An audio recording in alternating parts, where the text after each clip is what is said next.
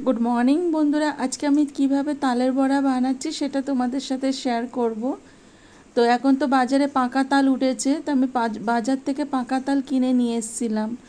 तो आमी एखाने तालेर बड़ा बानिये निয়েছি। तो चलुन बंधुरा आमी किभाबे तालेर बड़ाटा बानाচ্ছি सेटा तोमादेर साथे शेयर करी। और बंधुरा आमार এই রেসিপিটা যদি তোমাদের ভালো লাগে অবশ্যই একটা লাইক করে দিও। আর যেসব বন্ধুরা আমার চ্যানেলটা এখনো সাবস্ক্রাইব করোনি সেসব বন্ধুরা প্লিজ আমার চ্যানেলটা সাবস্ক্রাইব করে দিও। আর আমার ভিডিওটা প্রথম থেকে শেষ অবধি দেখার জন্য অনুরোধ রইল।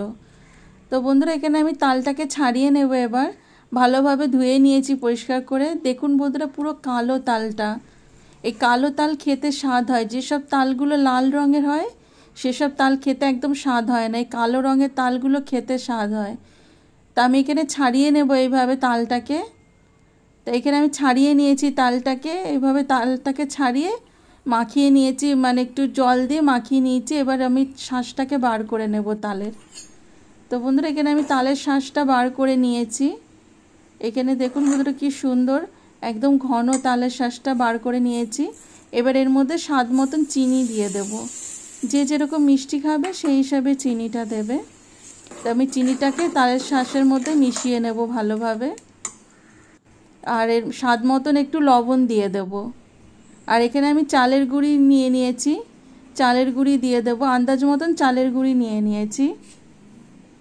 তো এখানে আমি চালের গুঁড়ি নিয়ে নেব, তালের শাঁসের মধ্যে ভালোভাবে মিশিয়ে নেব আমি চালের গুঁড়িটাকে।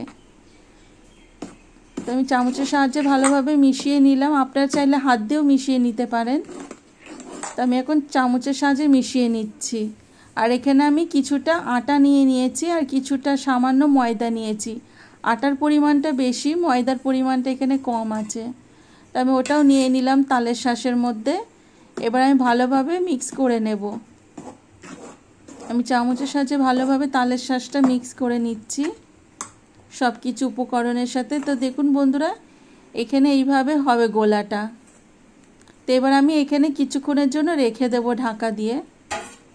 1-2 ঘন্টা আমি ঢাকা দিয়ে রেখে দেব তালের গোলাটাকে।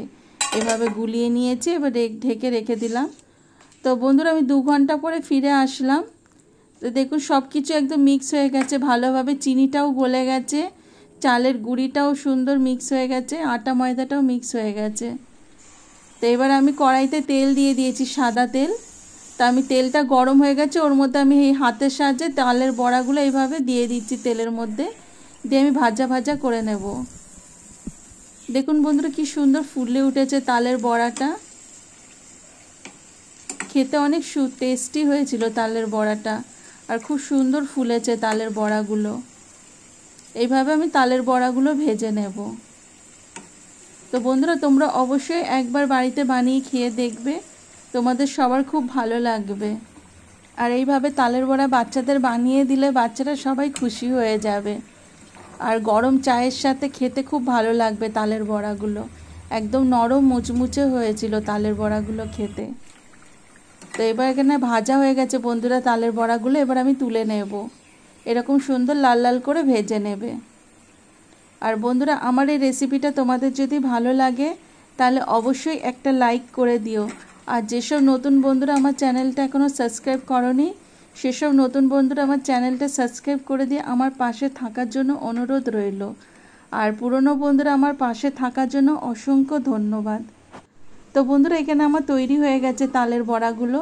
তো দেখুন খুব সুন্দর হয়েছিল তালের বড়াগুলো খেতে, নরম তুলতুলার মুচমুচা হয়েছিল, খুব সুন্দর হয়েছিল।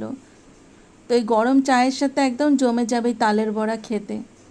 তো বন্ধুরা আমার এই ভিডিওটা প্রথম থেকে শেষ অবধি দেখার জন্য অসংখ্য ধন্যবাদ। Thank you.